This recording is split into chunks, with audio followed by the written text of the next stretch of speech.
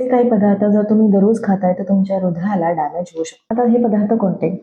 जर तुम्हाला एखादा कॉर्नरवरचा वडापाव किंवा भज्या आवडतात म्हणून तुम्ही आठवड्यातून ॲटलिस्ट 3 वेळा 4 वेळा त्या खाताय किंवा दररोज खाताय, तर वडापाव, समोसा, भज्या तेल हे करण्यासाठी जे तेलामध्ये ते तळले जातात, ते तेल जर वारंवार आपण वापरत असलेलं तेल असेल तर त्यात ट्रान्स फॅट जास्त असतात. जेव्हा आपण तेल खूप वेळा गरम करतो तेव्हा त्यातले ट्रान्स फॅट्स वाढतात आणि जे धोकादायक असतात. आता दुसरा प्रकार म्हणजे कोणता? की बेकरीचे पदार्थ, बिस्किट्स, पफ किंवा केक यामध्ये देखील ट्रान्स फॅटचं प्रमाण जास्त असतं.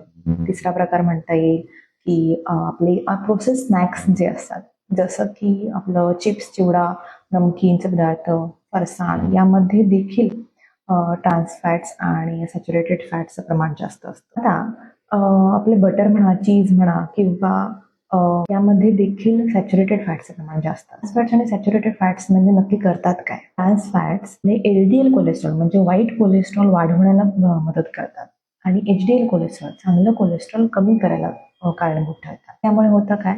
हे फॅट्स आपल्या रक्तवाहिन्यांमध्ये जाऊन बसतात, ज्याला आपण प्लाक म्हणतो. रक्तवाहिन्यांमधली रुंदी कमी करतात, त्यामुळे ब्लड फ्लो व्यवस्थित होत नाही. त्यामुळे रक्तवाहिन्यांवरचा दाब वाढतो, म्हणजेच ब्लड प्रेशर वाढतं आणि हे कंटिन्यू चालत राहिल्यामुळे हार्ट अटॅकचे चान्सेस वाढतात, रिस्क वाढते. आता हे पदार्थ म्हणजे कधीच खायचेच नाहीत का? जर तुमची लाईफस्टाईल अजूनच अनहेल्दी असेल, तुम्हाला ओबेसिटी असेल, वजन खूप वाढलेलं आहे, तुम्हाला डायबिटीस आहे, तर अजून रिस्क वाढणारच आहे. पण जर तुमची लाईफस्टाईल हेल्दी आहे, you are eating well, physical activity आहे आणि जर तुम्ही कधीतरी असे पदार्थ खाल्ले तर that is okay, no issue. अशाच व्हिडिओसाठी बियॉन्ड डायटिंगला फॉलो करायला अजिबात विसरू नका. भेटूया पुढच्या व्हिडिओमध्ये.